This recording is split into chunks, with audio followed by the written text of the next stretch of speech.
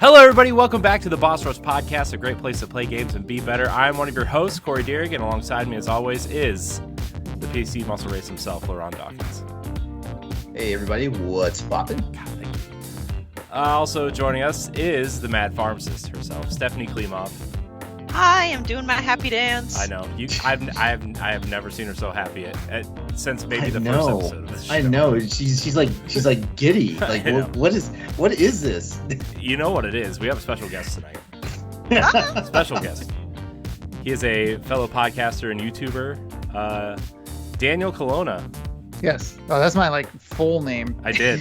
I mean, I feel like I'm in trouble now. I would have used your middle name. I would have used your middle name, but I don't know it. How are you? I'm good. Thank you guys for having me on. This is exciting for me. This is exciting for us. It's super exciting for Stephanie. The air is buzzing around us, I feel. Should I change Stephanie's contrast to make her look like she's just blushing all over, or is it do the little anime blush lines? Yeah. You guys we should all have those, actually. Well, why don't you tell us about yourself and what you do before we kind of dive into whatever we're going to talk about tonight? Okay.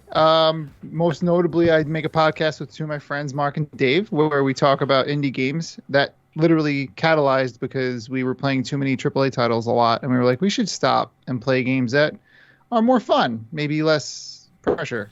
And then we're like, we should record this experience. And I think we just agreed to a podcast.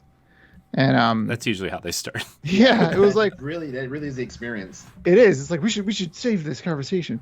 And when I'm not doing that, I make YouTube videos, and that's on my YouTube channel.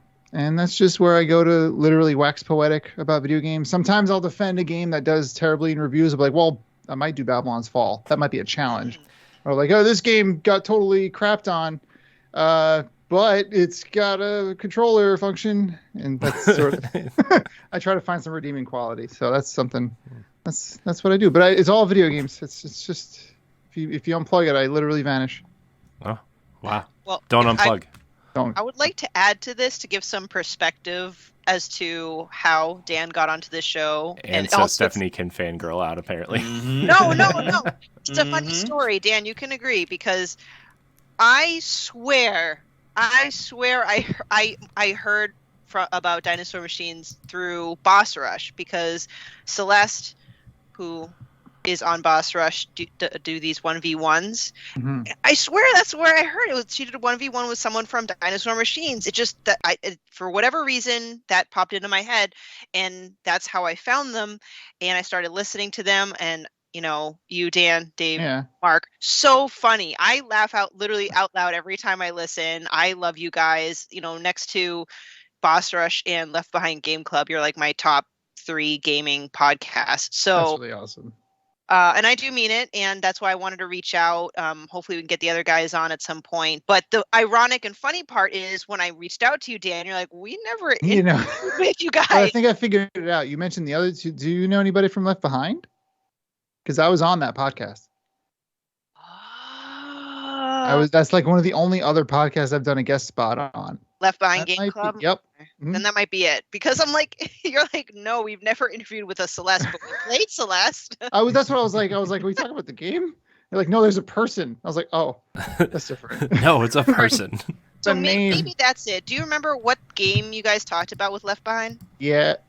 Oh my God, if it was Celeste. No, I don't. And I don't want to spend time. Oh, it's all right. Put you on the spot. I'll find it while we talk, and then maybe if it comes up later. So that's why I'm very excited that Dan's here, that I didn't totally scare him off with me foaming at the mouth, being like, I heard you in an interview. You almost scared me off. It was flattering.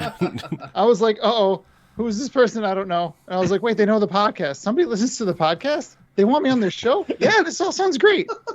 It was literally my thought process, so we're good. Isn't that always weird when somebody reaches out to you and you realize that people actually listen to the stuff that you put out? Scary moment. You're like, what did I say? You're like, oh no. Oh, there's actually people that we actually put this out to the world that people to listen to. Yep, you forget about that half of it, and then it's exciting when it comes full circle because then I get to have a cool evening with some cool individuals like yourselves. Well, so. I mean that's nice, but you've only been here for about 15 minutes. I know. It's true. I guess anything could happen. All right, LeRon, what did you want to complain about now? Before we started about something? When I said stop so we can talk about it on the podcast.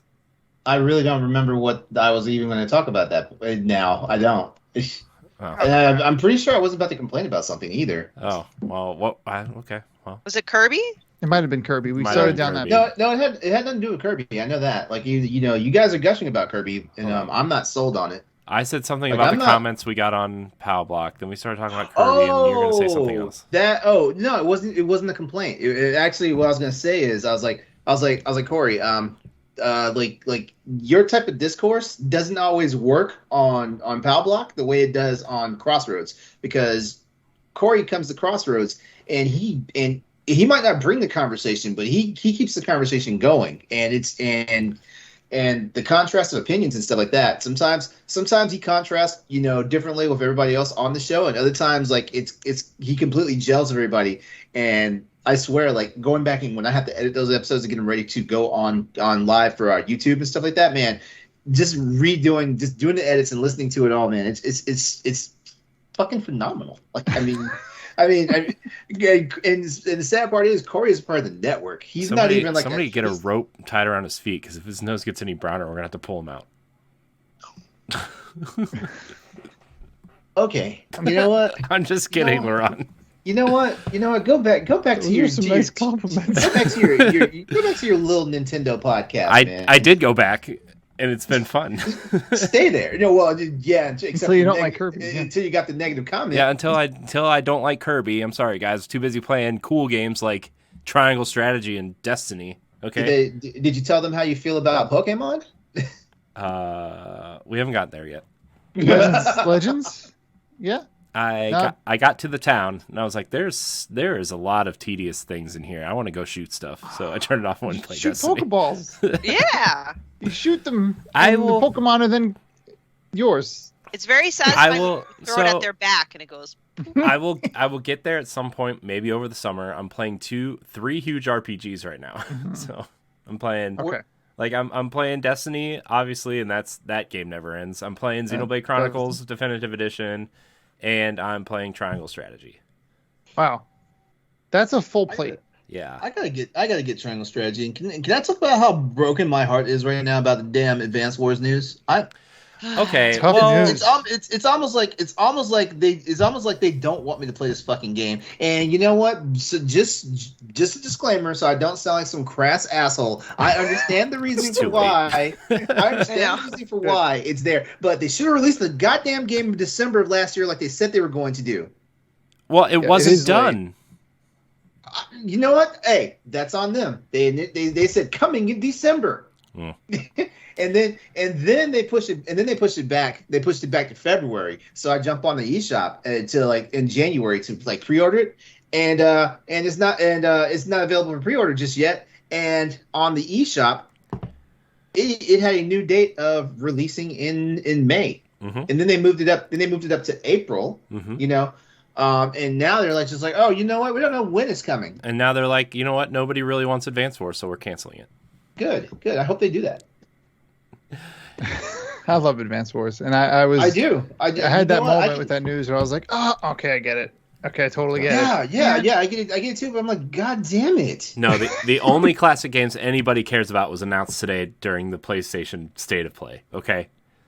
You know what? Dino Crisis? Nintendo. No. Not, you mean the game that's not Dino Crisis? That's from Capcom? Everyone thought that was Dino Crisis. Included some of my friends. Mark was like, oh my god, it's Dino. I thought it was Dino Crisis. You had a chick with red hair in a game where they were fucking up dinosaurs. Everyone just knew. Boxes were being checked in front of all of our faces. Remember the one on the original Xbox where they went to space? Yeah. Well, oh my gosh. Yeah. That's where Jurassic Park's headed next, space. Those movies are so bad, except for the first one. Yeah. Yeah. So I mean, I mean, like if you guys want to call me an asshole about that, I deserve it. But I mean, like it's the only game on the Switch I was looking forward to coming out to this year after Triangle Strategy. It was the only other game on the Switch. Like I guarantee you, the fucking Mario games would be delayed. No, they can't afford to do that. They also can't afford to say they can't afford to say a bad date for Mario games either. They'll just sort of like not tell us a date until like a week before it comes out. They'll just edge everybody by saying coming soon. Yep. Look, there will be a Mario in 2022. Shane's got it right in the chat. Turtles is all that matters. Okay. Yeah. That's a good call. 13. That's gonna be I'll be honest with you. Like out of everything I saw in the state of play today, like the Turtles one, actually Turtles one, and that game, it mysteriously looks like it could be the successor to Final Fantasy Tactics. You know, Oh, like Deo Reru or whatever it's yeah, called. yeah, that game, yeah. Deo Field Chronicle. Looks like it's like a spiritual successor of Final Fantasy Tactics, of it being called Final Fantasy Tactics. It said the one of the headlines revealed today was Sony shows off not Dino Crisis and not Final Fantasy Tactics. Yeah. yeah. But they added Returnal co-op. I heard. Yeah. But yeah, they did. But they also revealed a new Valkyrie game. Yeah. Anybody play Valkyrie Profile? The Dashy game? The one where you're like dashing everywhere? Yeah. Oh wait, no, I'm thinking of Vanquish, but I still somehow got it right. No, Valkyrie Profile, the PS1 kind of combo-based RPG where like all the face buttons are a different character and they all do different combos and stuff. Isn't that Genshin Impact? No. Sorry. I don't know. I haven't played that. I haven't played Genshin Impact, so I don't know. In Genshin, you change between characters, like in between combos. That's probably ripped off of this game. It sounds like probably. It was good. It's also worth a lot of money if you have it. And I sold it before the pandemic for like $200, and now it's worth like more than that.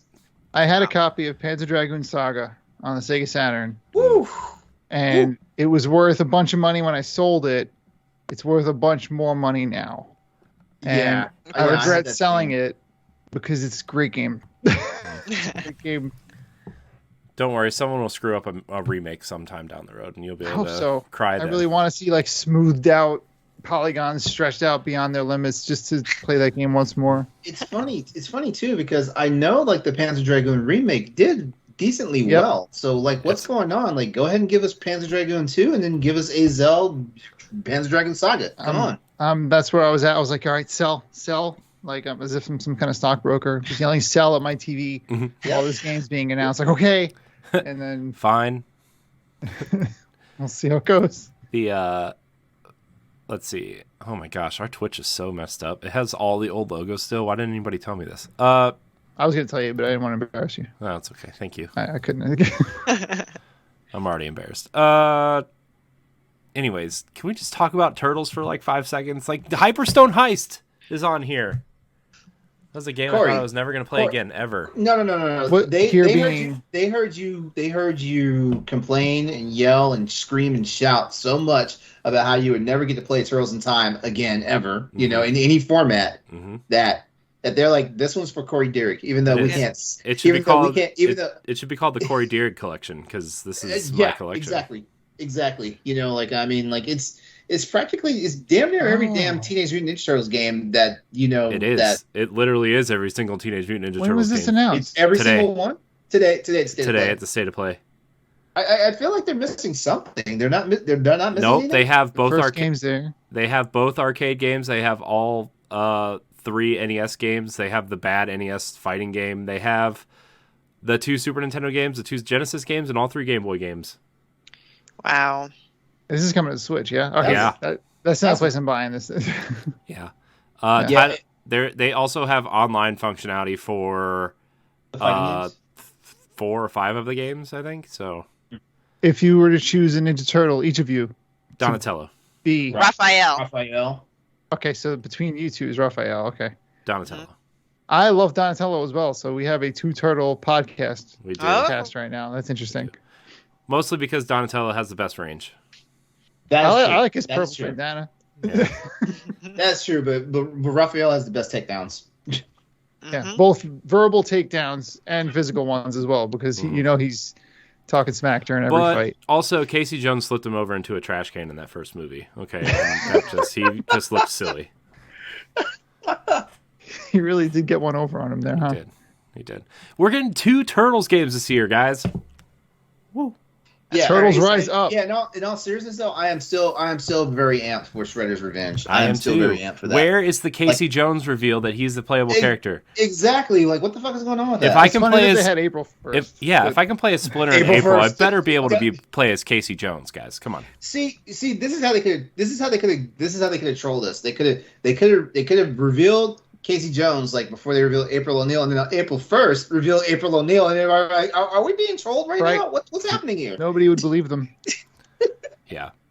So They messed up good PR right there. they did. That's pretty smart, honestly. Yeah.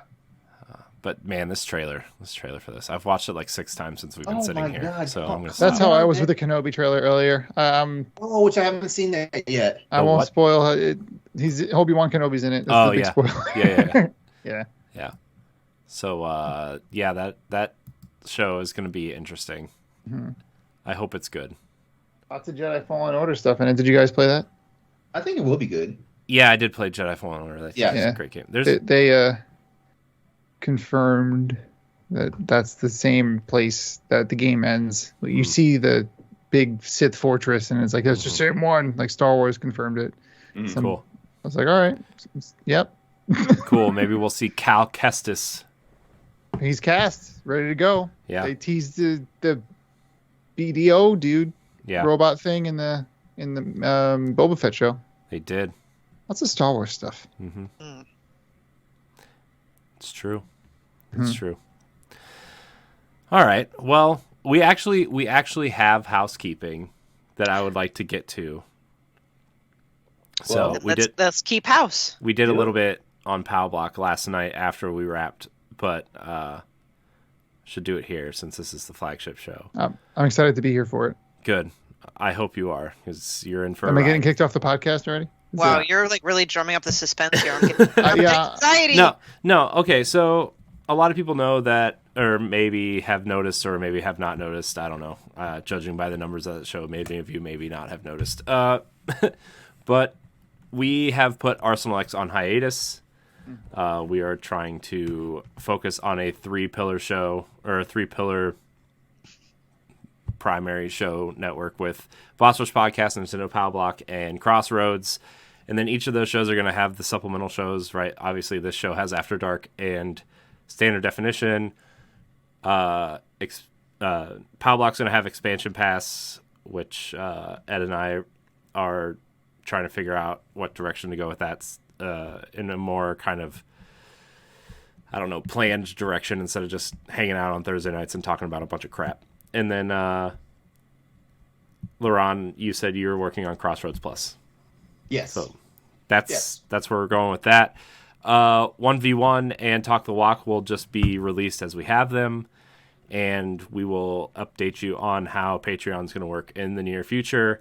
Also, by the way, next week is, well, if you're listening on Monday this week, is Boss Rush Spring Break. Sorry, I had to think about what we were calling it. So there will be no live shows next week. There may be content floating out there, but nothing regular until the following week. So there you go. Housekeeping. Very informal. We'll all be imagining that we're in Cancun, but really not. Mm-hmm. I wasn't sure if that's what it was, like a No. live show from a beachy location That'd where be y'all are nice. in like the pool and your little inner tubes wearing awesome outfits. Well, someday we'd like to get a Boss Rush meetup at some point. We are trying to work on one in the fall, maybe, and we're narrowing it down. In one place is NOLA. I would love to go to New Orleans and visit Celeste and everybody. So Yeah. Have you guys ever recorded a live, and when I say live, I mean together in the same room episode? Nah. Mark, Dave, and I have lived pretty close in proximity for the whole of the podcast, and we've never done one either. for Ed- real? For real. Ed Yeah. and I did a couple live Nintendo Pow Block episodes together a long time ago. And then one of the groups I used to be a part of, that's all we did was live episodes.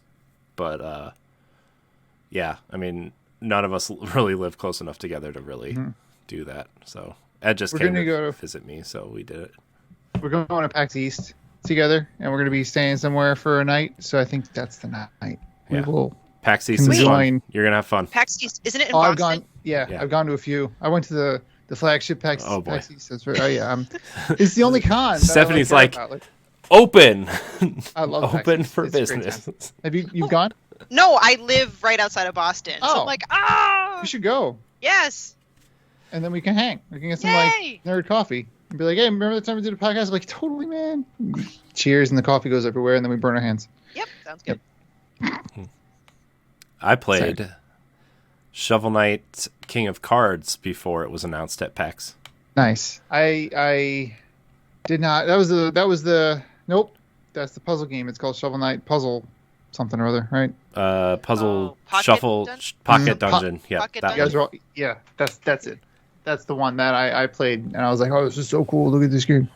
But I just want Shovel Their Knight games are all 2, good. Yacht Club. Okay, look, I get it. Mina the Hollower is a cute little mouse yeah. game. Okay, I backed the hell out of that game. I'm very much looking forward to that. But come on, remember when Shovel Knight was announced, guys, and you said we want to do a NES version, and then we want to do a Super Nintendo, and then a Nintendo 64. Wouldn't that be fun? Did they do that? They said they wanted to Yeah, They wanted to work their way through the Yeah. generations of They should have started at Atari then. they said Heck, Commodore 64. Go even further they said they back. wanted to do Super Shovel Knight and Shovel Knight 64 when they God, I wish I could find that interview. Lied. I'm not lying. Shovel Knight 64 not is you, a thing. they did. Oh yeah. I would never call you a lie to your face. I mean, you can if you want. You wouldn't, No, you wouldn't be the first person. No, that just sounds rude. Imagine the first time I'm on, I'm like, man, I just berate you all and then leave. And that would Steph would be like, well, he's different on his podcast. Not what I was expecting. Oh. Man, Stephanie, you're fired. Anyways. We'll now fill your spot with Ed. But can I still be on standard def? We'll see. We'll talk about it. All of your shows have great names.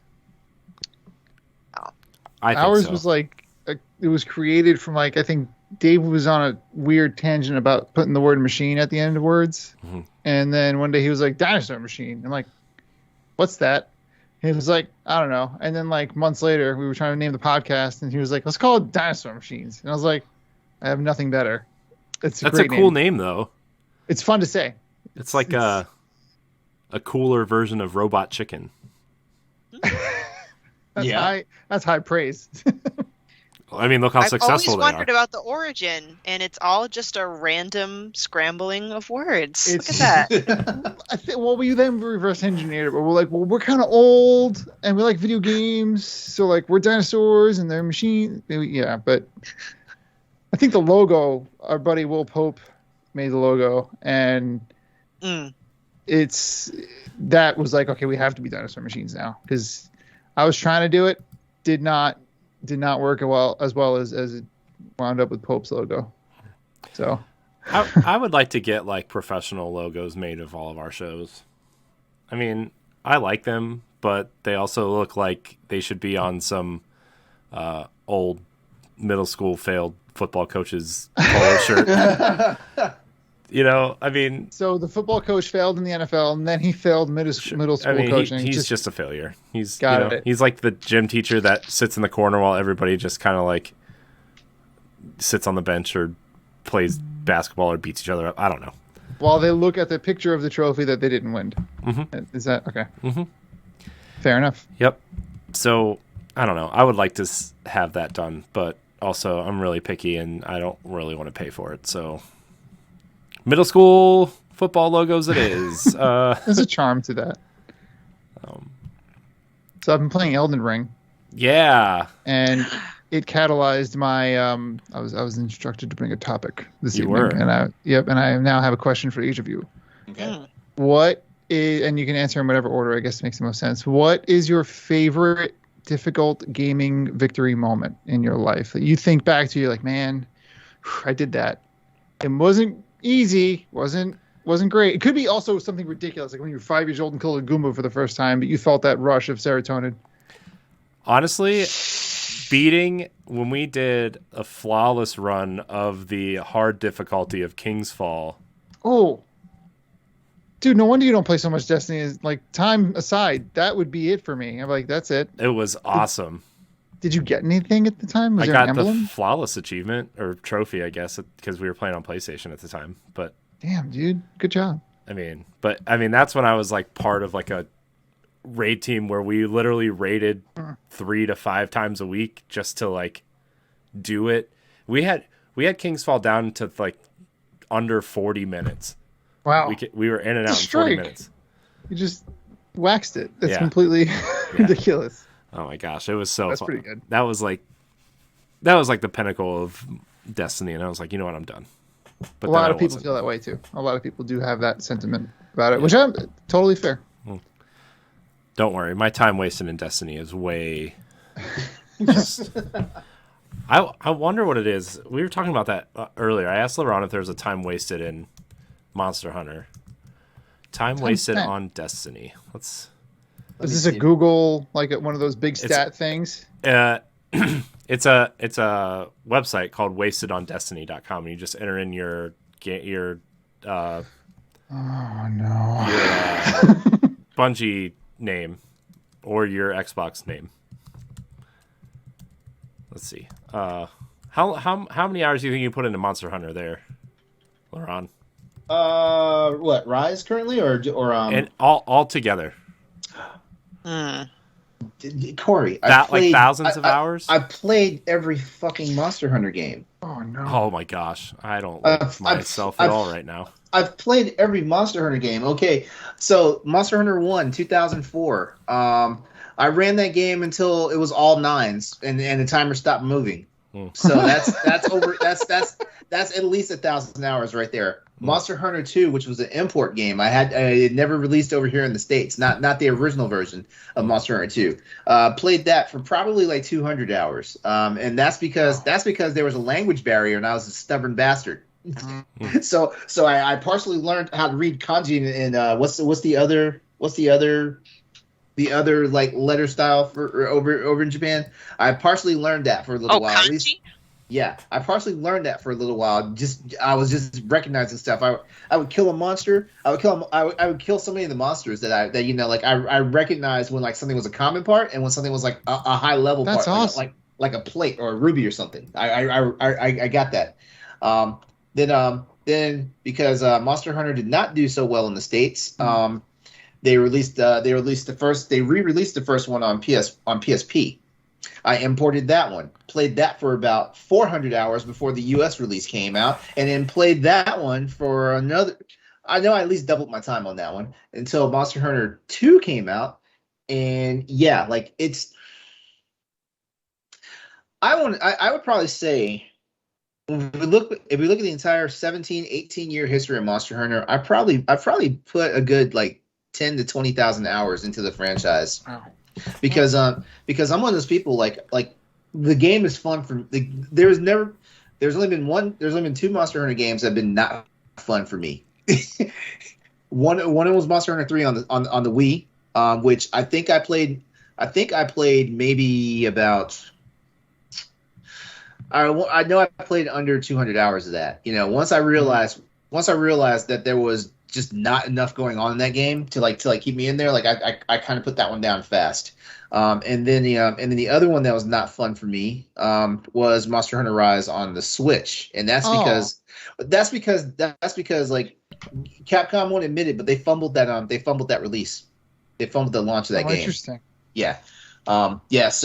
So like I turned my Switch on a couple of weeks ago and was like, whoa, I only played 64 hours worth of this game? And shoot, my time stats on Rise on the PC though are just up there. I think I don't quote me on this, but I know it's over 200 hours right now. I have to check. Wow. Yeah.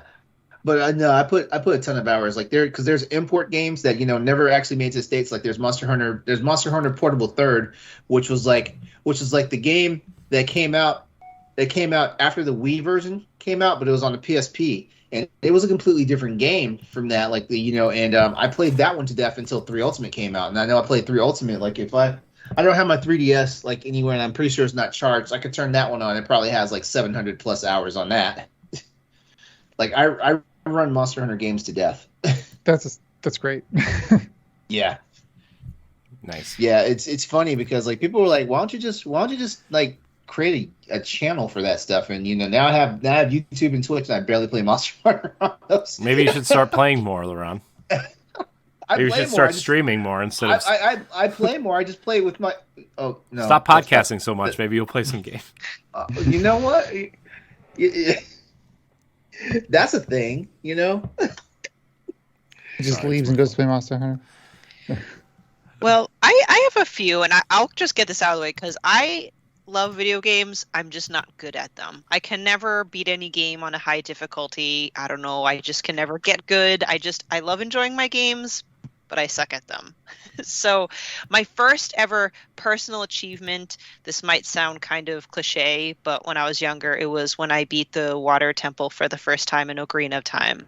That's a good one, though. I hear that's an achievement, though. No, it's tough. That's like my question wasn't for you nailed it because like it wasn't like who's the strongest. It was more like we have that moment, and that's exactly a good example of. Yeah, and like looking back on it, like if I were to go back and play Ocarina of Time, and I do occasionally. That's one of the games that I do go back to regularly. I do think the Water Temple isn't as bad as everyone makes it out to be. It's well designed, but doesn't mean it's not challenging. It's that one freaking key.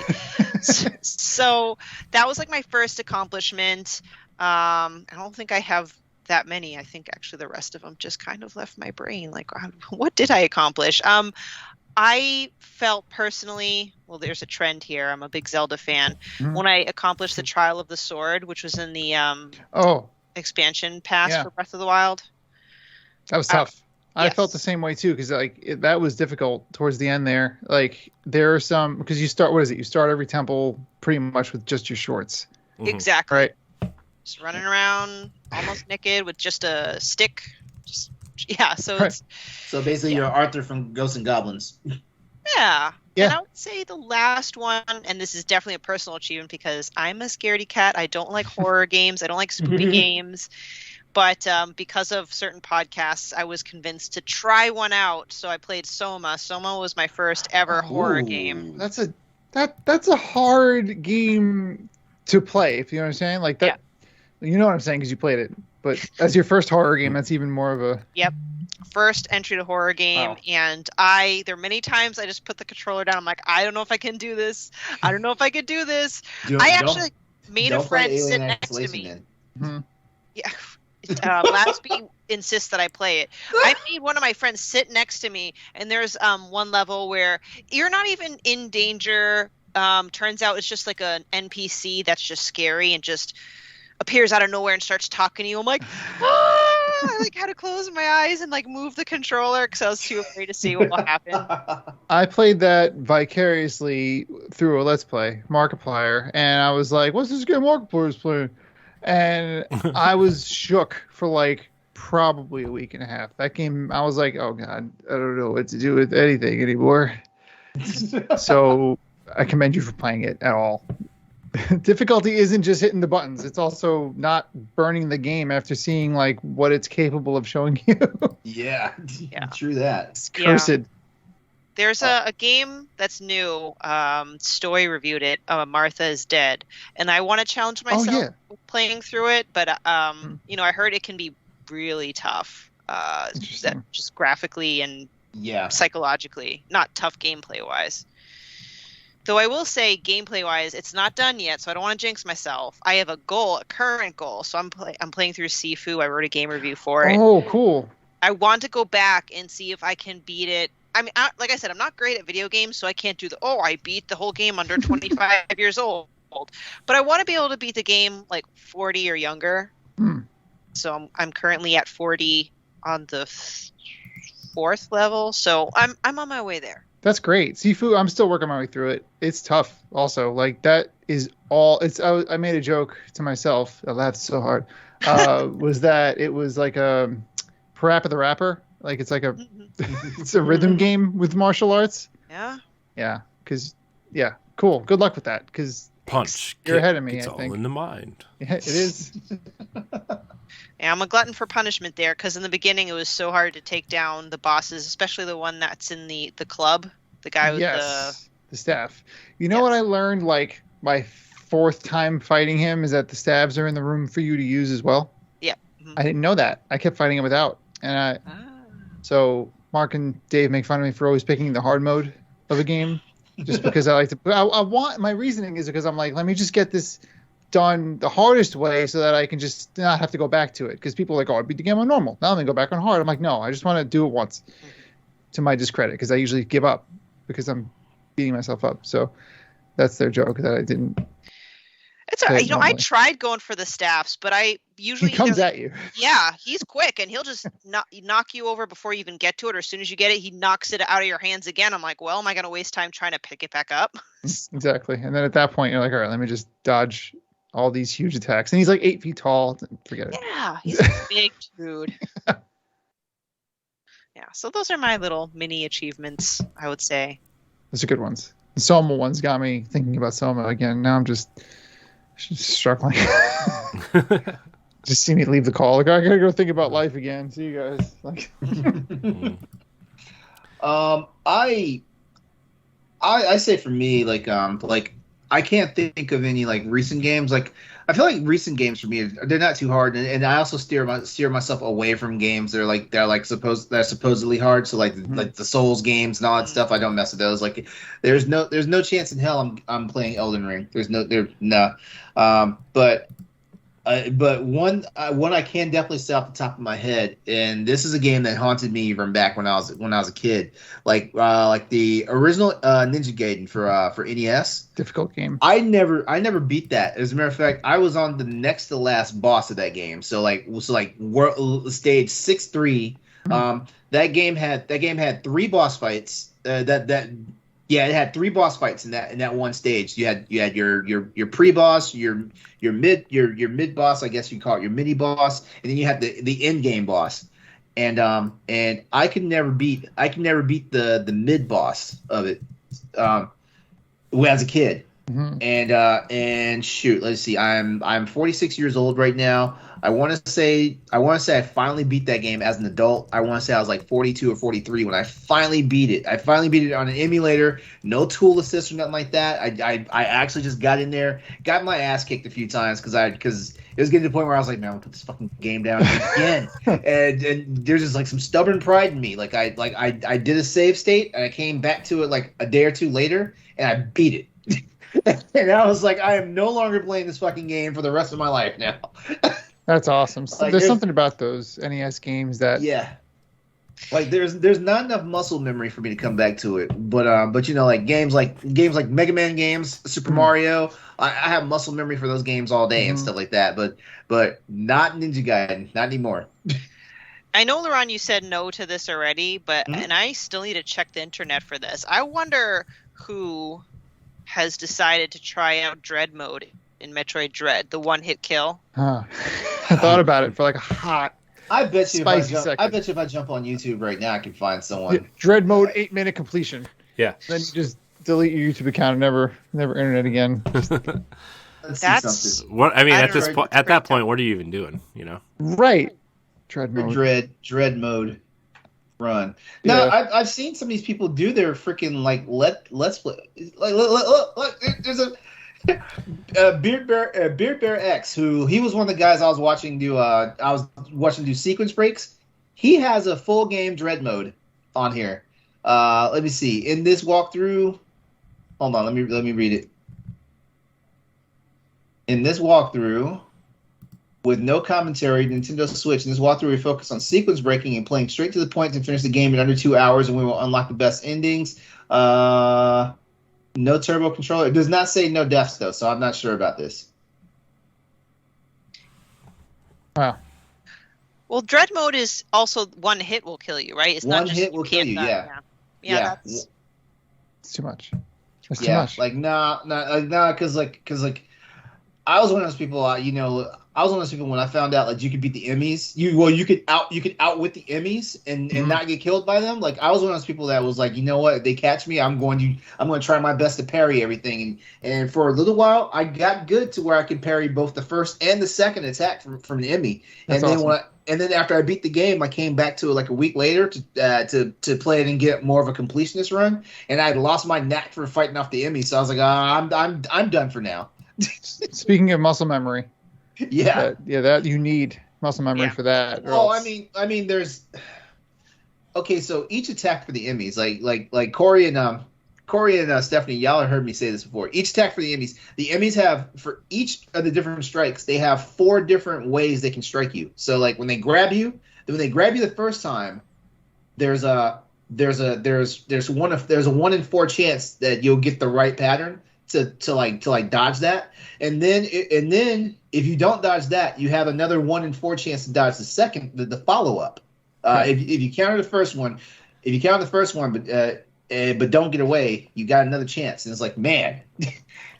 And I got to the point where I was like, okay, like I got to the point where I was manipulating it because I learned to basically, if it grabs you from a certain way, you actually get the animation that you want. So I learned if I was going to get caught by an enemy, I learned which way to position myself to get caught by it, so I could actually like counter that first hit. The animation that you had memorized at that point.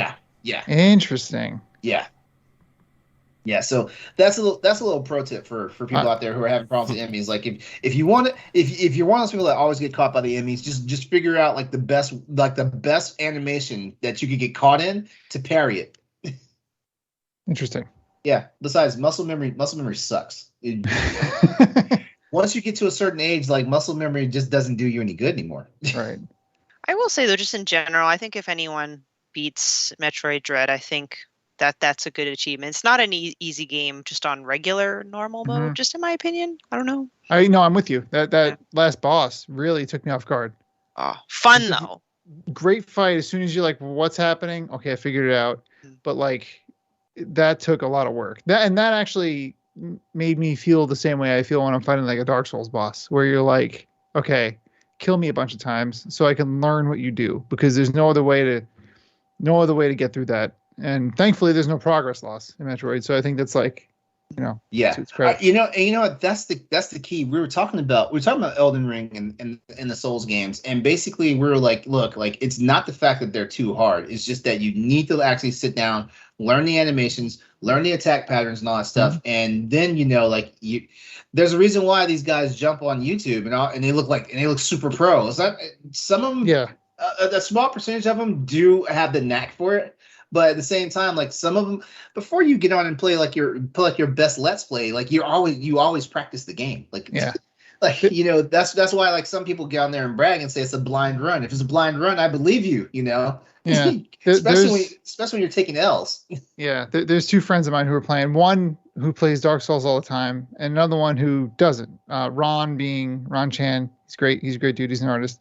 Friend of ours. He doesn't play. He plays a lot of Monster Hunter. Actually, he loves Monster Hunter. You guys get along. Yeah, he's great. He was actually just on our show. And he talked about Monster Hunter. Yes, that was Ron.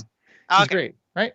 Yeah, he's awesome. He was great. And so he was talking about Monster Hunter, but we were also talking about Elden Ring. And we've been trying to talk to him like, oh, you should play it, Ron. You'll have a great time. Me and my buddy TJ, and he finally played Elden Ring. And so now he's showed us a video of him like sneaking around in a bush. Like, because apparently there's a spell where you can just become a bush and run up the stairs, and enemies will just like, what's that? And then ignore it. It's a walking bush, and then you can sneak up on enemies. And I was like, this is possible in this game. That's pretty. I love that. I'm like, that's Elden Ring, at least on one end of it. And then the other end of it, TJ was fighting some enemy at 1 HP or whatever. And he was like running him around the room until he can get him onto an elevator, activate the elevator, and make the dude fall off the elevator.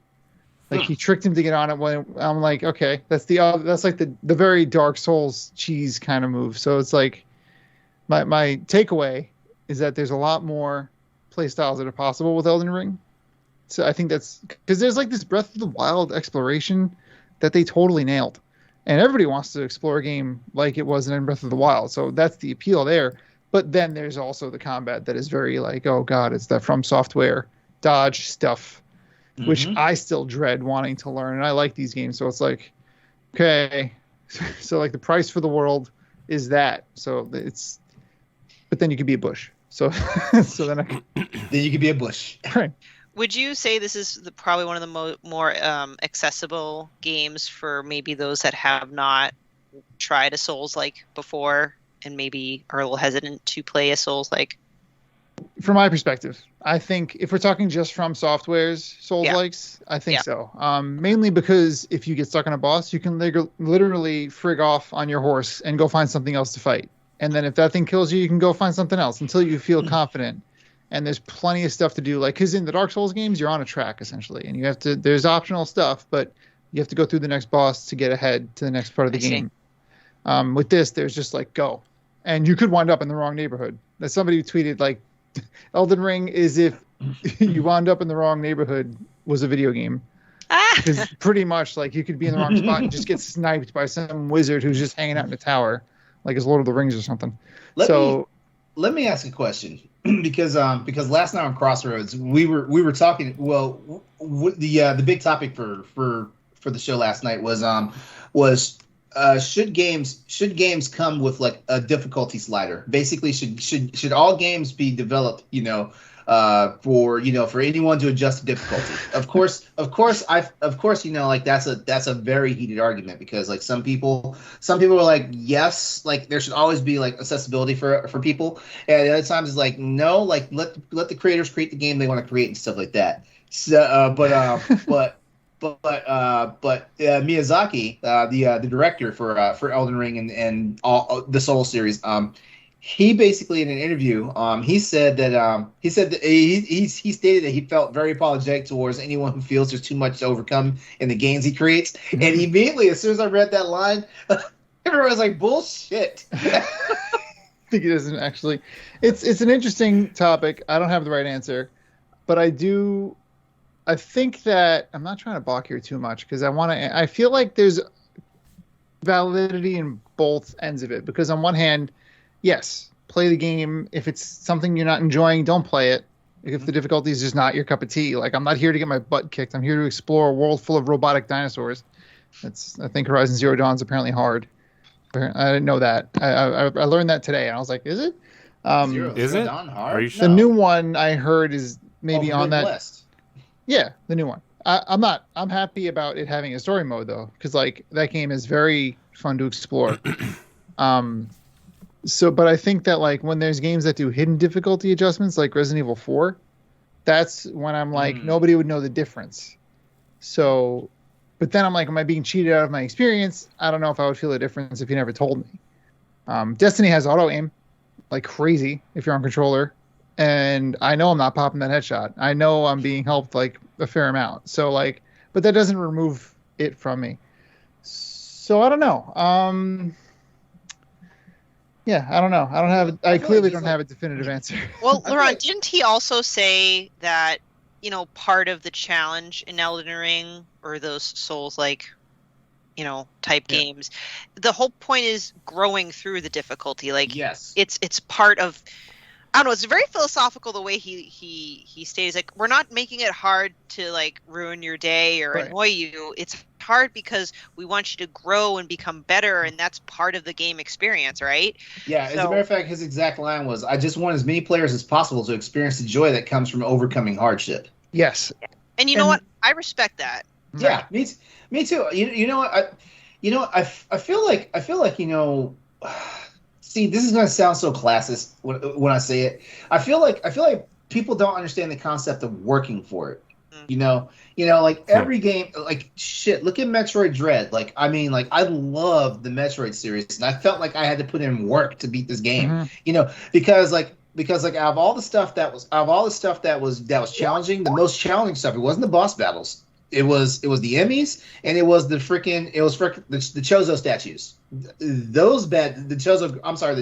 Chozo robots, like those were the most challenging thing. The boss fights themselves, in my opinion, were not that bad and stuff like that. Right. So yeah, I feel like the Emmys made you work for it. And shit. Like I was definitely pissed when you had the one that had the fucking wave beam that was shooting you through walls and stuff. And I was like, where'd that come from? And it wrecks your health too. Yeah. It's not just like a little hit. It's like you're half dead now. Yeah, and like she's got Metroid DNA in her, so like the one that has the ice shot. Oh my god. Yep. Corey, how do you feel about difficulty scales?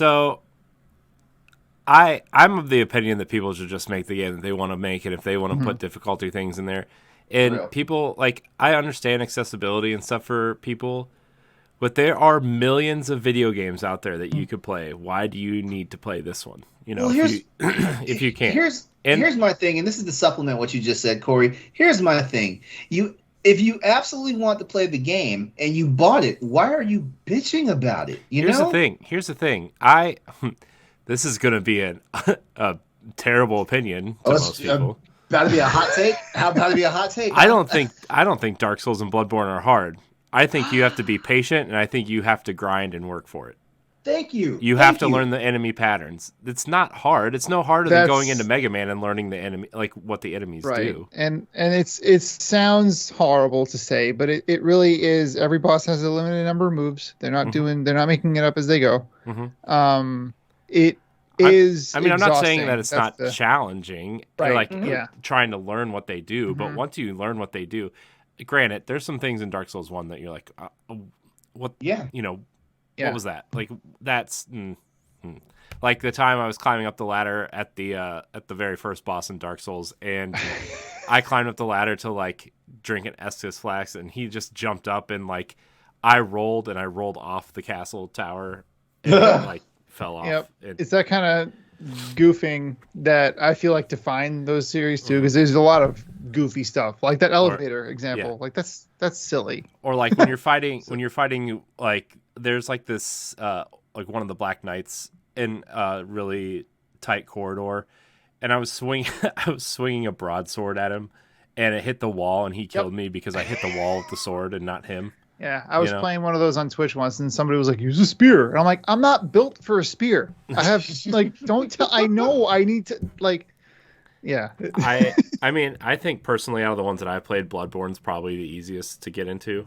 Yeah, but Bloodborne's also, I think a favorite among a lot of people who start out. But also, like, I've played enough of those games to know that I'm just not going to be into Elden Ring.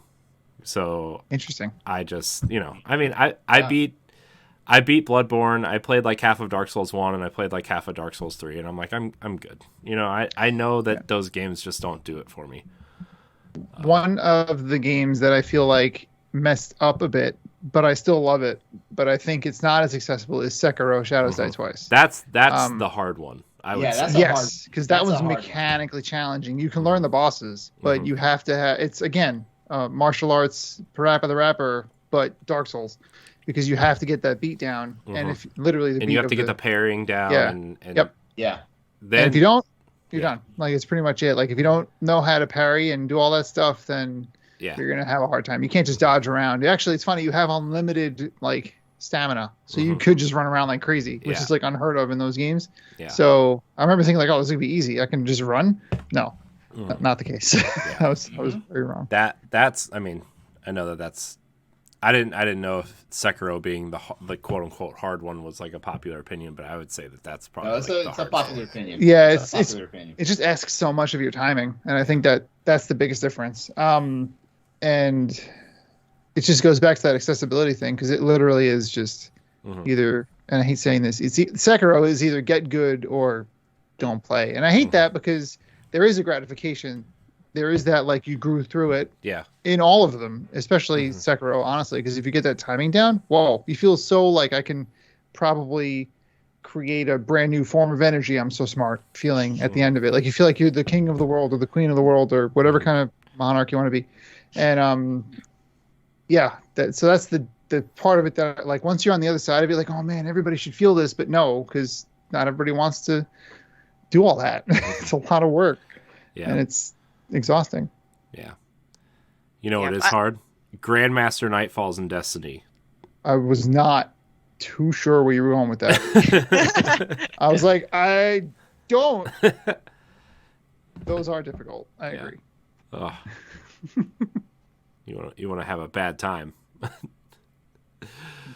Yeah, they're exhausting. Well, I definitely think I am going to eventually get Elden Ring then, because I was kind of asking for myself, because I've never played a Soulsborne game. Not that I've had an aversion to them, but my history with video games was primarily with Zelda.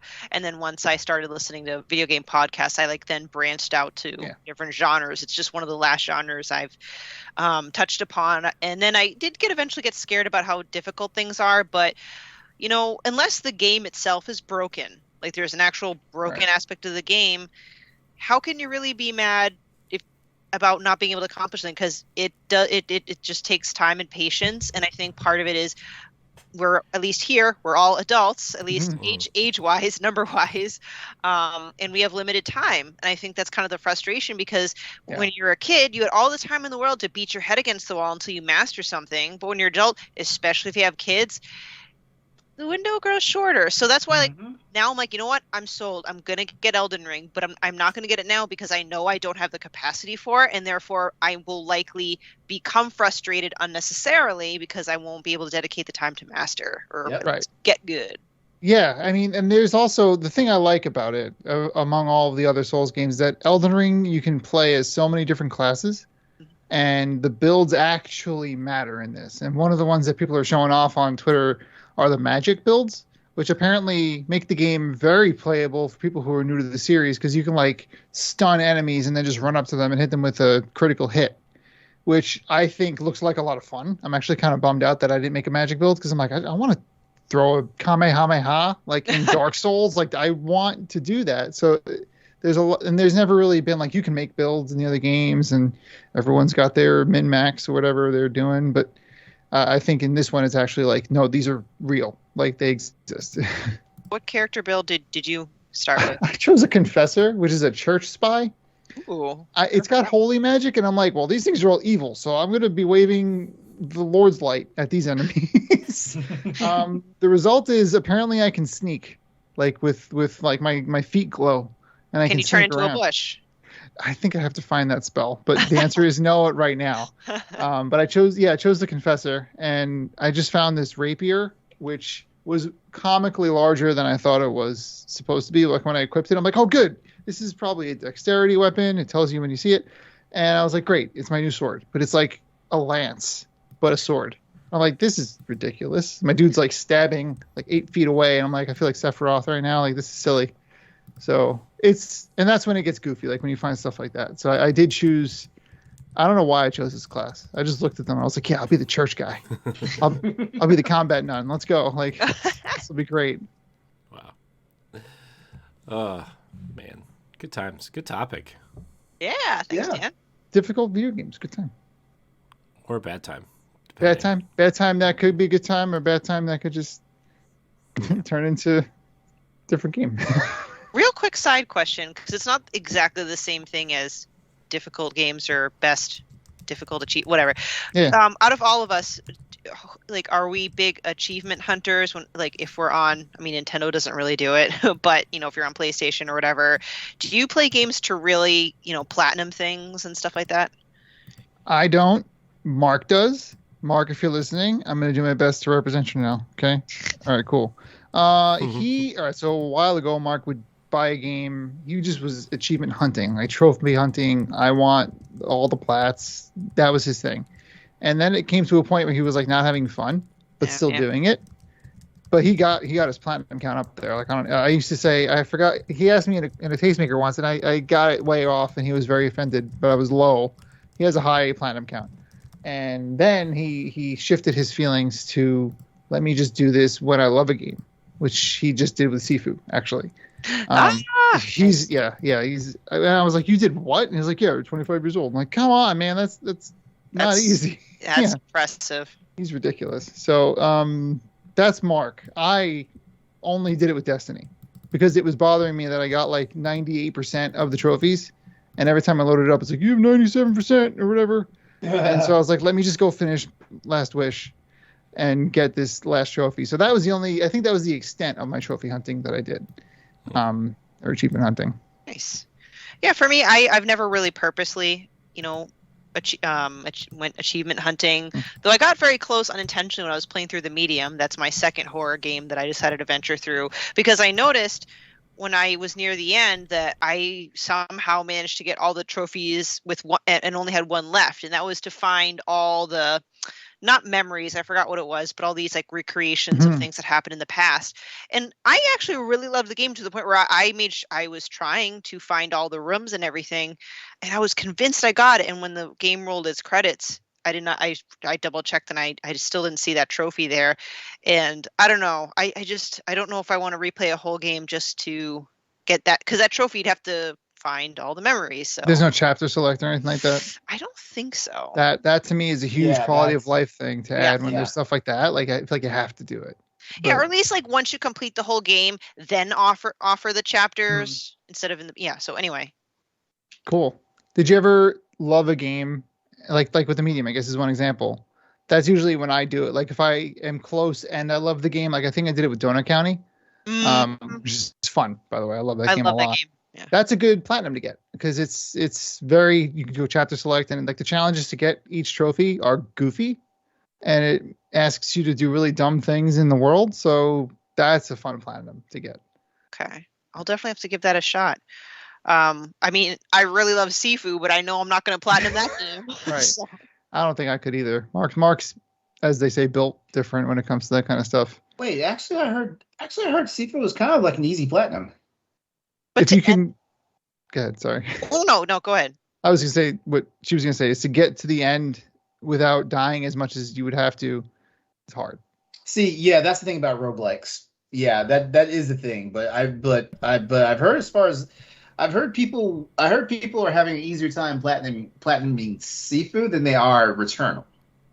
Oh, I guess that makes sense. Have you played Returnal? Anyone here? Or I haven't, but I haven't played it yet. I don't have a PlayStation 5, so I'm sorry to bring it up. No, I don't really even plan on getting one, honestly. Oh, okay, fair. Oh, he's lying. He's lying. I said I will get. He's saying it to protect his feelings. No, yeah, exactly. I said I will get one when it's smaller and there's more games to play. That's what he's saying. That's what he's saying now. I had one in my cart yesterday and I didn't pull the trigger. So, well, to his defense. Well, you know what? That's your fault. I mean, we've had this discussion. I took a picture of my PS4 Pro next to my PS5. It's like you could fit a PS4 Pro inside the PS5. I mean, I do kind of regret getting rid of my PlayStation 4 because I do want to play Horizon. I bet you do. But, I bet you do. Yeah, that library is not slowing down. Like, they were like, we're just going to keep making games for this. Because, like, if I got a PlayStation at this point, like, I mean, yes, I will get one eventually. I'm just, like, not in a rush to get one. You know, I have a Series X. I have a Switch. I'm fine for now. I don't even have time to play those. But, like, Horizon and God of War and Uncharted are, like, you know, man, I kind of miss those. You know? Someday. Yeah, someday. Mm-hmm. So. God of War is going to be good. I have a friend who doesn't play difficult games, and she went in on the Valkyries. I don't know what got into her. Okay, that's a challenge. That's what I'm saying. Like, she was like, yeah, you know, I like, actually, she plays lots of Zelda. She plays lots of very great games. She just got, like, if it gets too hard, she's like, I'm good, dude. I don't need to go all like that. And then she's like, yeah, so I've been fighting the Valkyries. I'm like, wait a second. You're doing what? Like first of all, cool. Second of all, can I watch? Third of all, are you okay? Like, she's like, yeah, I think I hate them. And I'm like, you should. Mm-hmm. I'm not even going anywhere near them, those Valkyries. I'm good. I think I'm way more excited to play Horizon than God of War. Mm-hmm. Fair enough. I don't know. I'm not as high on God of War as nonplussed, as they say. You're not nonplussed, like you weren't really that impressed, nor were you that disappointed. You're just like, yep. I mean, it was fine. I actually stopped playing it for a while. Oh. And I went back to it, and I thought the game got 100 times better when you got the chains back. It does. Mainly because, and I guess this is spoilers for God of War. Usually we have a big spoiler barrier. But when they get it. They don't care. I mean, it's God of War also. Like, he has them in every game. It just opens the combat up literally 100%. Mm-hmm. And it just makes it this whole other game that you could... I feel like... see, I'm kind of torn on that because I actually like combat with the axe. I did have my fun when I got the chains though. But I feel like there's something to be said for playing the game with the axe. I don't know, but then again, I'm also one of those people. I'm more of a close melee person. Right. Like it reflects very well in like the weapons I choose in Monster Hunter. I was gonna say, like, in Monster Hunter, there are very few long range choices that are really viable as much as the greatsword and so on. Yeah. Yeah. It's cool. I think the chains made it feel a lot more like the old games, and I really like the old games. And I don't know. I know I'm weird, internet. Thank you. I think they accept you. Yeah, it's okay. They're not here for me. They're here for LeRon and his sleeveless shirts. I know they are. They really are. I bought brand new tank tops. Dude, the only sleeves thing on your Twitter made me laugh so hard earlier.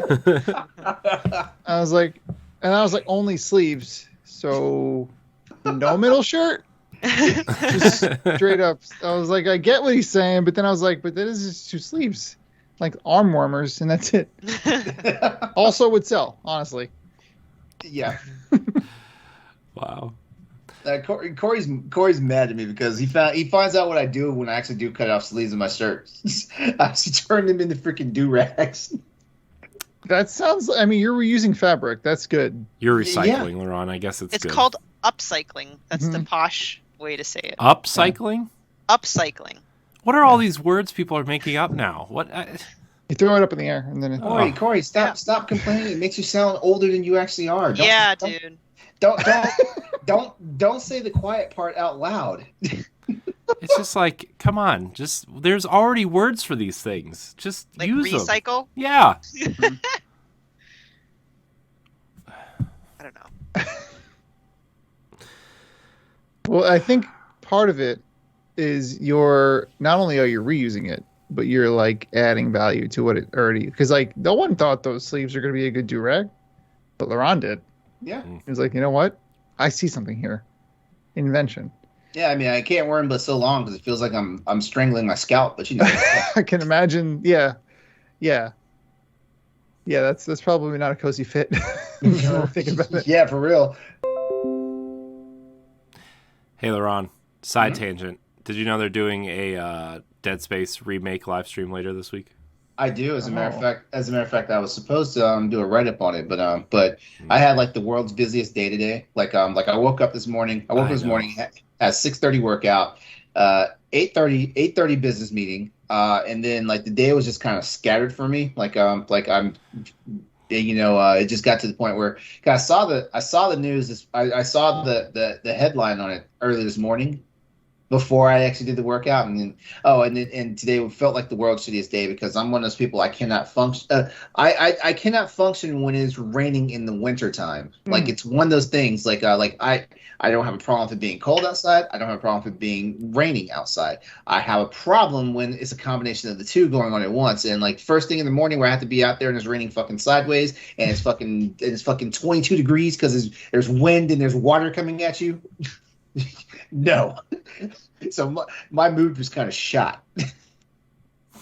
Yeah, today was so busy. I was overwhelmed for the first time in a long time today, and not that that's a bad thing. It's not like I was like mad about it. It was just like, oh my gosh, because it's an event week for us, so it was all right. Anyways, Stephanie, you said you had a topic earlier.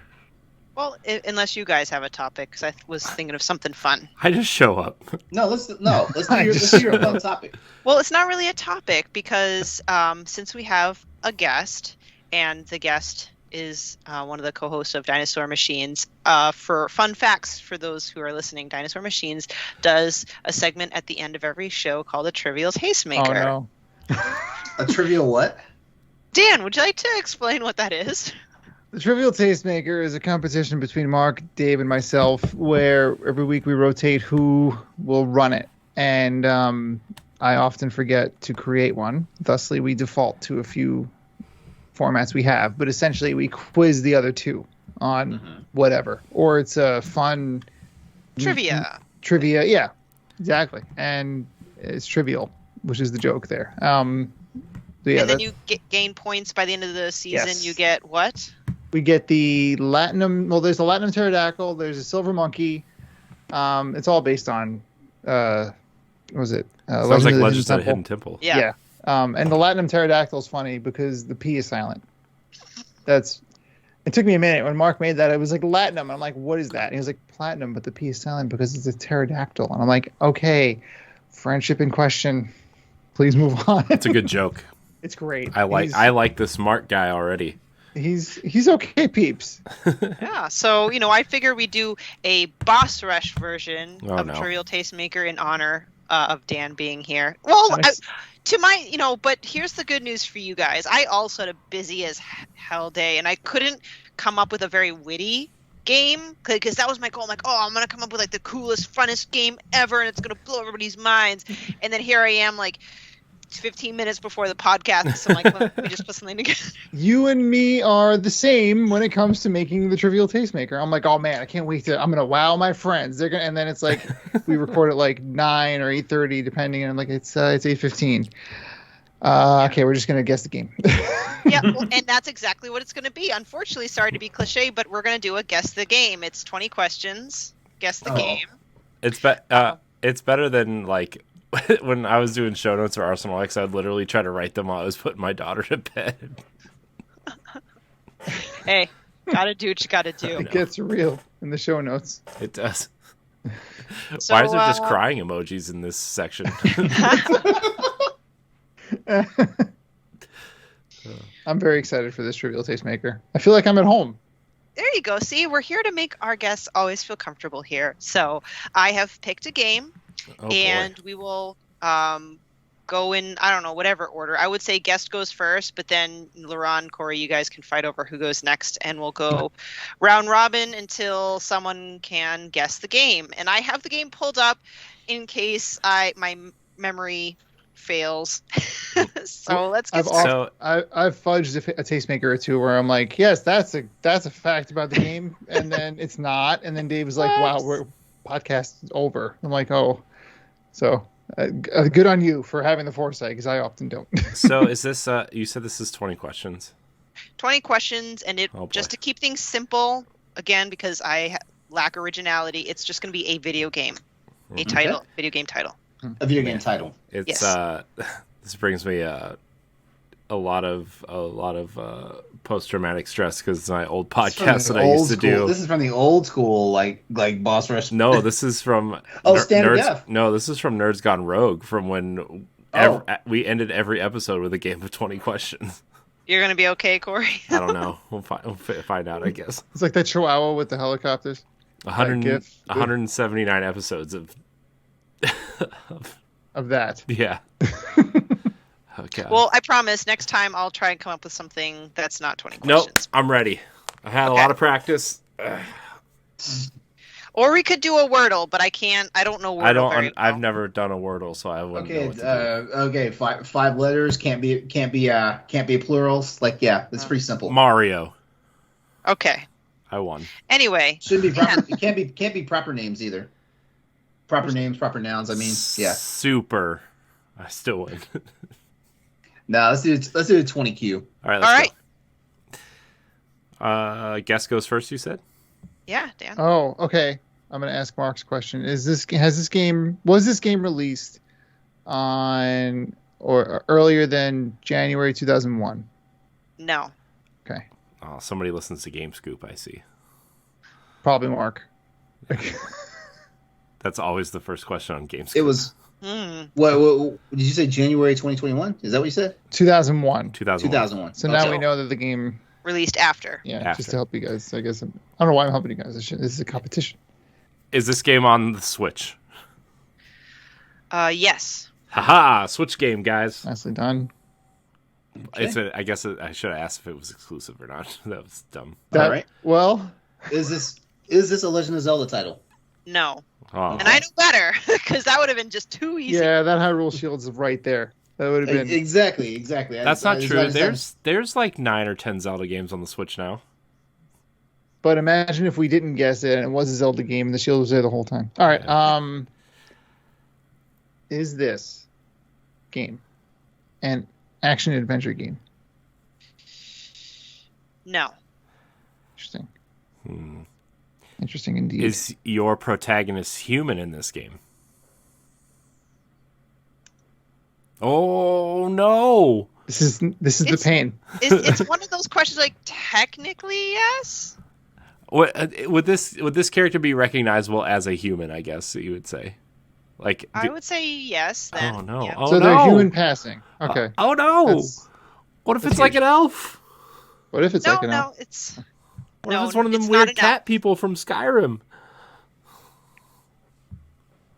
Well, that last question didn't help me with anything. So let's see. Well, hold Wait, hold on. Would Is you anyone guys? keeping track of number of questions? Because I haven't been. Hold Yeah, on. that was number. Yeah, Corey's is number 5. Yeah, All right. Don't worry, LeRon has been trained on the old version of standard def. True that. Let's see. My ex. Hold on, Okay. would we consider like Mario a humanoid character? I would say he's a Mario's human. Yeah, I human. would say he's a human. He's just weird looking, man. I mean- Give him a break. I mean, but when you get to New Donk City, he's like around regular, normal humans, and he's true. just this little like doughy human. Yeah, That's how I true. feel Yeah. sometimes, though. Don't worry, I am not splitting hairs to that degree. It's not like when Kingdom Hearts is like when Sora goes to Lion King Land and he becomes a lion. Furry. Yeah. So humanish character. Hmm. Is this a science fiction game? Oh no, she has to look it up. This isn't good. No, I'm not looking it up. It's just I would classify it like I would say story-wise, or if you want to call it, like it does fall into the realm of science fiction. Yes. Mm-hmm. Okay. Hmm. Interesting. The concept is science fiction. I'm just gonna. Is it a Switch exclusive? No. No. Just wanted to get that out there. Now we know. Now we know we can think outside of the box a little bit. So wait. So Switch exclusive. If it's not a Switch exclusive, does that mean like? Because there's so many Wii U ports on this thing. Oh no! Now I'm really upset. This is literally any video game. I hope you're not. I hope you're. Okay, it's not exclusive. Did Nintendo publish this game? No. Okay, that makes me feel a lot better. Okay. Well, wait. I could have helped you out with that one. Oh no, because I guess Switch exclusive could still. Never mind. Good There's answer. a lot of Good. there's Wii and Wii U games on the Yeah, Switch now. And I'm just crossover. like, oh my god. We were thinking of two different things, and now I see where you went, and now I understand. We've converged. One path. Yes. All right, not exclusive. Sci-fi, humanish character. Not action adventure. Third Released party after game. 2001. Third party game. Yep, third-party game. That should narrow it down, right? Third party game Yeah. on the Switch. Yeah, like Switch is my weakest system. Jesus Christ. Science fiction-y game. So, I mean, I guess Wolfenstein technically science fiction third party. Interesting. Doom, That is pretty. Doom science fiction-y third party. Kind of human, kind of not. Instead of trying to guess random game scoring, maybe just start asking questions. I'm just trying to think. I'm just trying to let people know what I'm thinking here. This is what we mess up with, because on the podcast we'll just leave dead space and be like, we're thinking. Yeah, exactly. Yeah. I'm trying to fill space. I'm trying to make it entertaining for people. Yeah. Okay, sorry. I can just shout nonsense words too. Pineapple. Science fiction. No. Ooh, you know what else? Oh, You know what else? man. Twizzlers. Assassin's Creed games are on Switch. Those are science fiction-y, and you're kind of human, but you're kind of not because you're going back in time in a machine. You're Banana hammock. Oh God, no. I could use something Is else this to a- think about. Is this game? All I can think of is okay. Is this game co-op or multiplayer? Or can this game? Is this game a co-op or / multiplayer game? I do not believe there is any multiplayer there. Okay. Let me see. Hold on. Let me. Nope. The video game does not have multiplayer. Okay. Well, that was question number 8. Does this game take place in a kind of like recognizable future that we would recognize as like a future that we could possibly be in someday? Oh wow. Okay. You know, like does this like?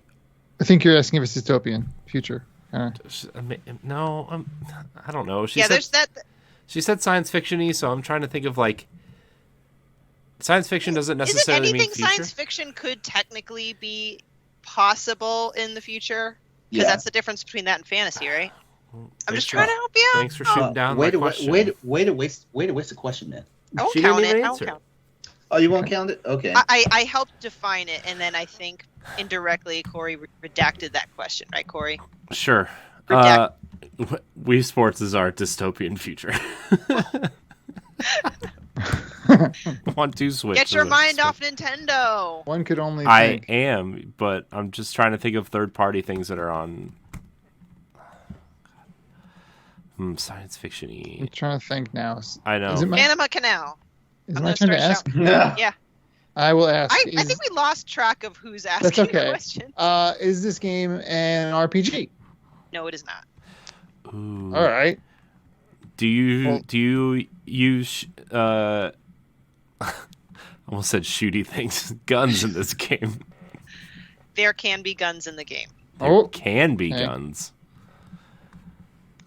so you can go pew pew pew. Pew pew. So you're at But you 10 don't. questions But right you now. don't have to, though. Theoretically, you said. So to buy you guys time, and we're at the halfway point, 10 questions. Again, this is science fiction-y, is not action adventure. It's not an RPG. Guns can be involved.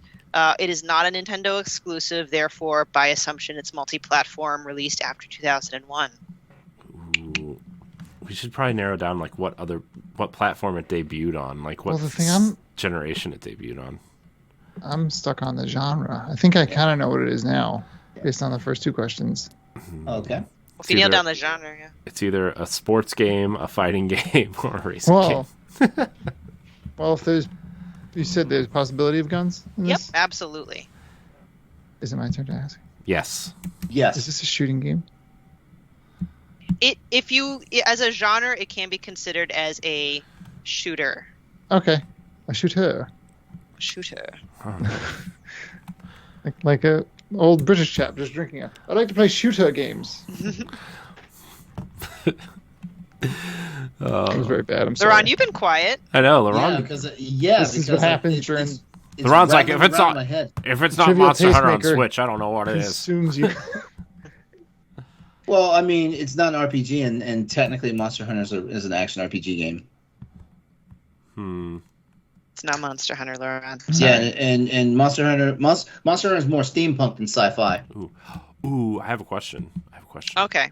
When it That's what we- released, was this how do I want to phrase this? Because I want to know if it's like a free-to-play game or like a smaller game or like a full AAA game. Is this considered a AAA game? I would say no, it is not a AAA game. Ooh, okay, great. That So I don't eliminates, know, like- Dan. It's opposite of AAA in my mind is indie. It might be something. Single A. That's a podcast reference. Here we go. My Here we least go. favorite label. It's got to be made by developers and published, but whatever.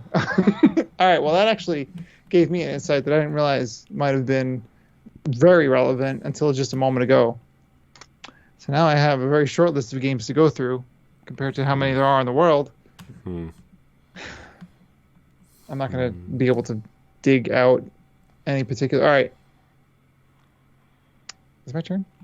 No, it's LeRon. It's my turn. It's my turn. Okay, I just wanted to make sure. I don't want to. I've been stalling honestly because like Yeah, I'm because he just at a wants to loss. swoop in with the W at the end. I'm at a loss right now. Okay, so I wonder okay. if we're focusing too much on the Switch aspect. I Often think happens. you're the one focusing on the Switch aspect. You know what? I'm No, sorry no, that no, I no, no, like to I'm play kinda- games where I I'm like kinda to in play them. I'm kind of in the wheelhouse of that too because like Switch has gotten a lot of ports. The Switch has gotten a lot of fucking. It's loaded. It's got ports that I feel like should not be on the system, but hey, here we are. That's true. I'm just Like saying the because Outer there's so many Worlds. ports, that would just be really difficult to narrow down a game. Mhm. Hmm.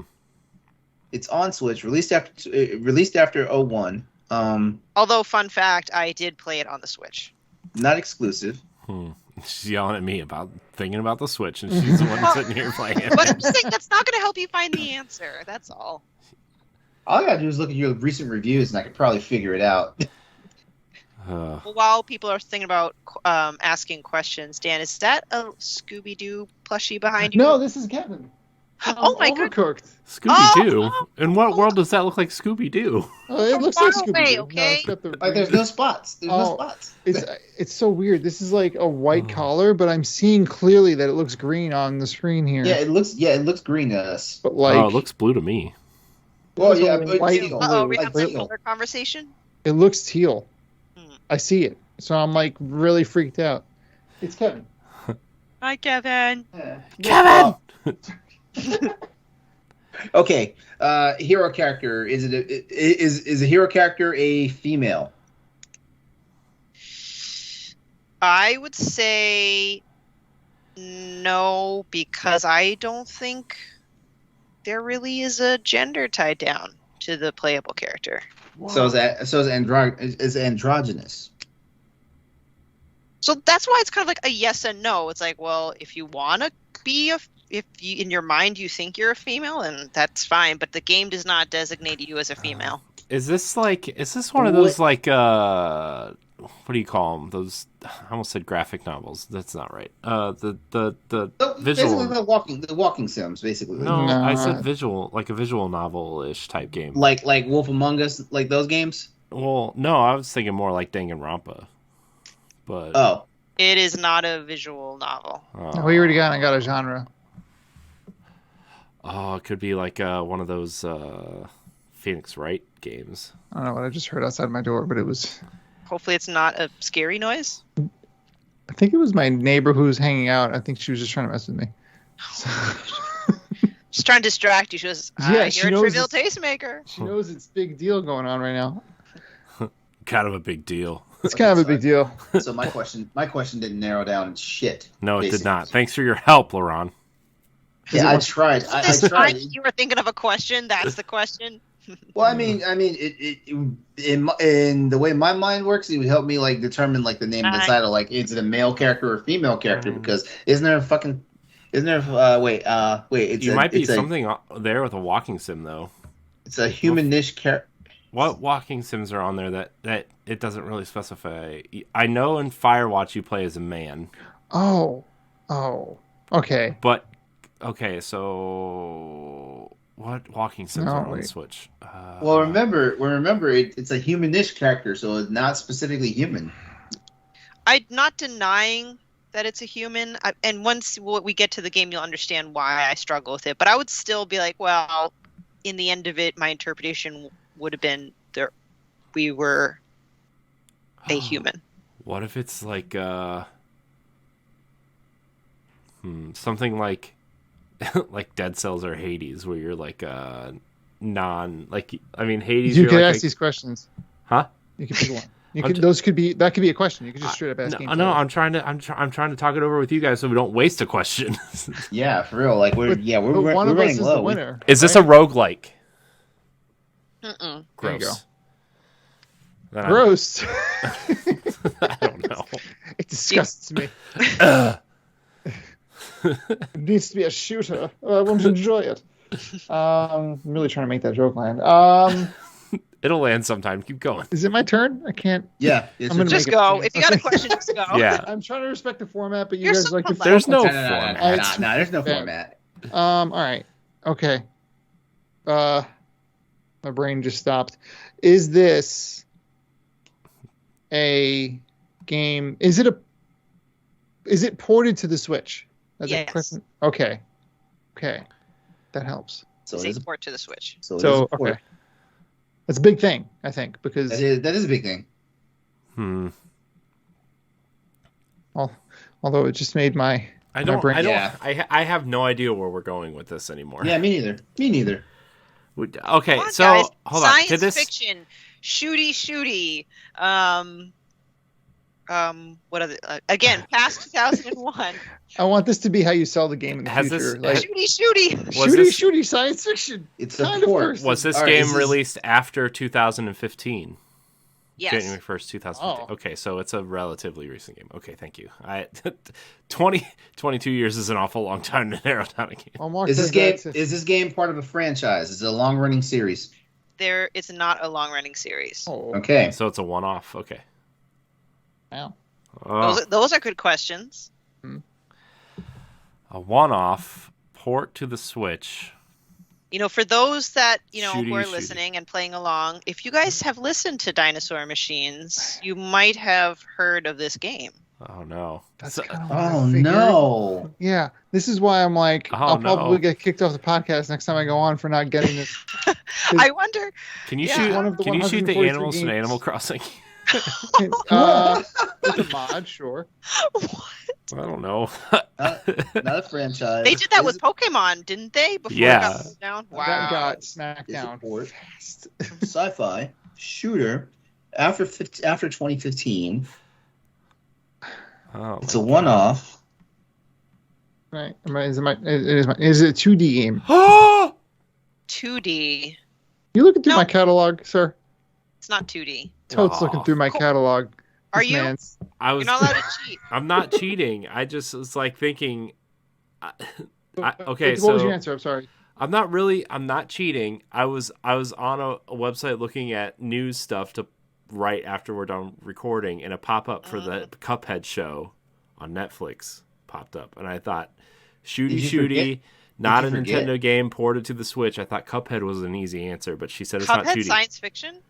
So, yeah, Cuphead's not they're science- Cup- they're It's definitely fiction, for sure. Yeah, Cuphead is not science fiction. I don't know. What? I forgot about missed the that. science fiction part. Okay, I so completely missed the 2D answer. Oh, game. 2D. Sorry, it is not. It's not 2D. Okay, It's not 2D. cool. Ah. Huge. Also huge. See? I was trying to. All we both got lost You in guys the are game. at question We've got 19. Do you guys want No. a major hint? no, No, if we fail, we fail. No. is it? No, this is my failure if we fail, because I've played this game and talked about it at length. Apparently. Is it isometric? No. Okay, All right. It's like Well, a then fully- now we have to guess. it's We are fully in the 3D, third shooty, dimension. sci-fi. Sometimes shooty, sometimes not.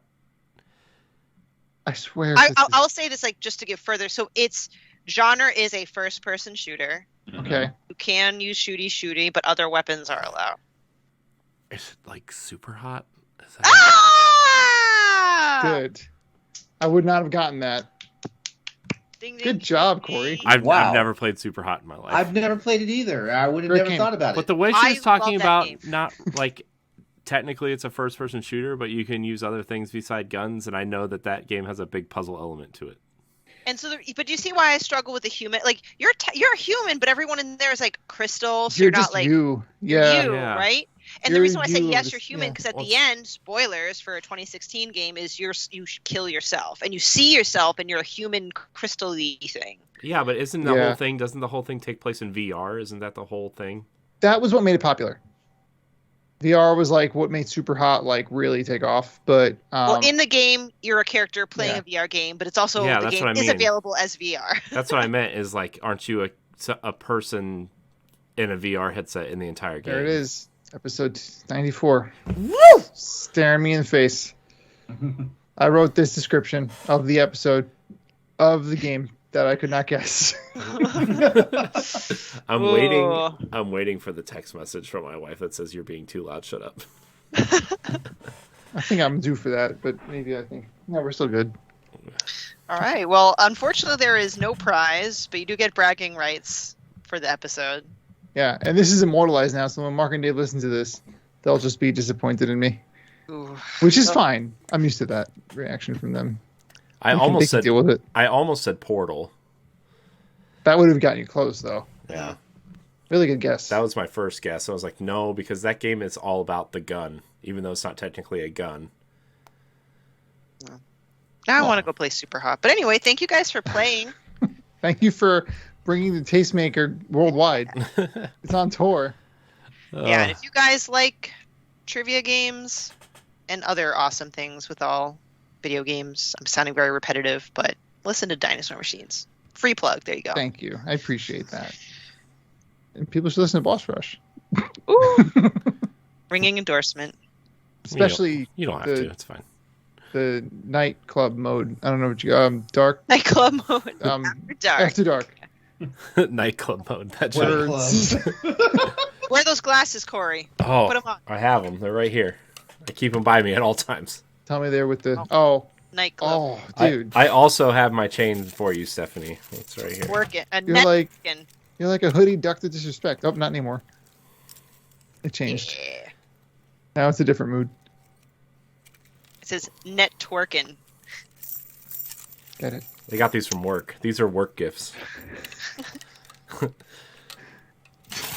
What do they say? You go, little rock star.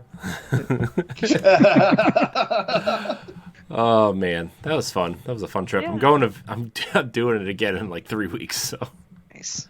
Trips? Oh, I'm concerned.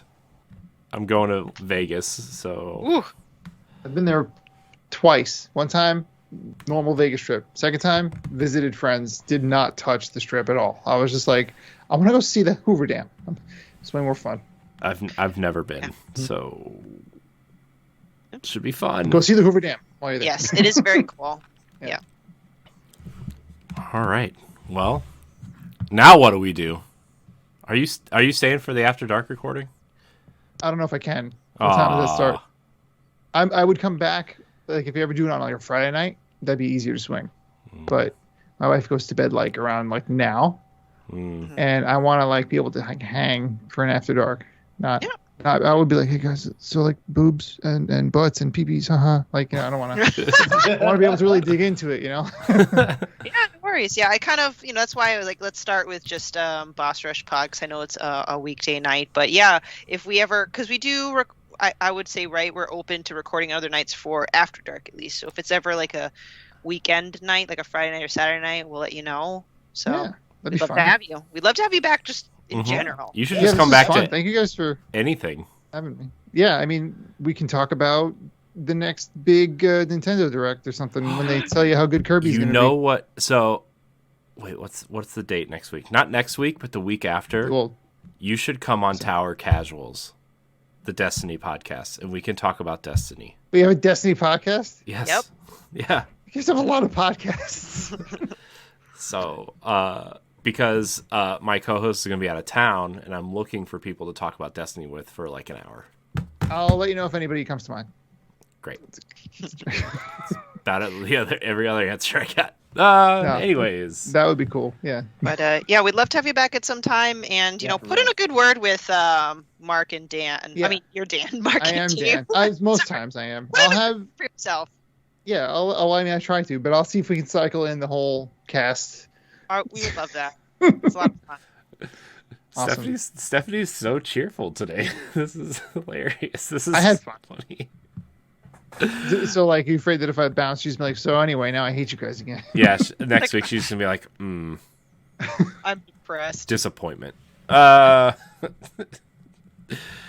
So Stephanie, you you guys wouldn't go, be like, the first right woman into- to tell me that. So, anyways, let's get out of here. Sorry, Dan. What? Do you guys go right into Yeah. night mode? Yeah. Oh, so I would have to see myself out. That's awkward. No, what we usually do behind the scenes, Okay. everybody. We wrap this show, we stop the stream, and then we record after dark. Got it. Yeah. Sorry, I didn't Yeah. mean to mislead. Sorry. Oh no, that's okay. I was just making sure I was still making sense because I was like, all right, bye. Get out. Click. Yeah, get the book. Yes. Well, Dan, thanks for joining us tonight. You want to tell everybody real quick about Dinosaur Machines, real quick again, just so they can find you.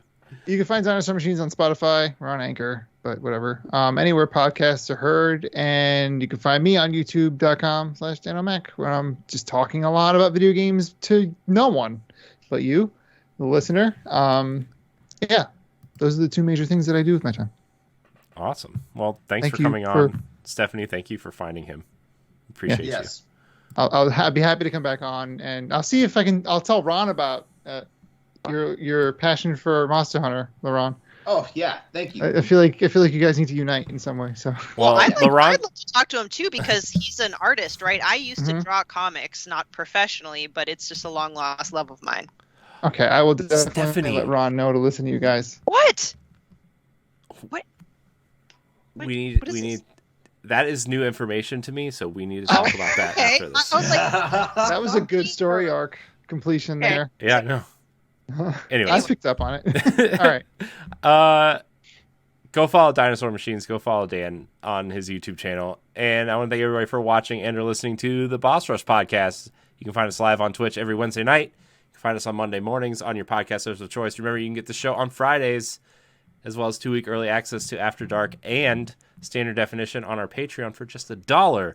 $1 gets you all that. You can follow us on Twitter at Boss Rush Network. LeRon, where can we find you?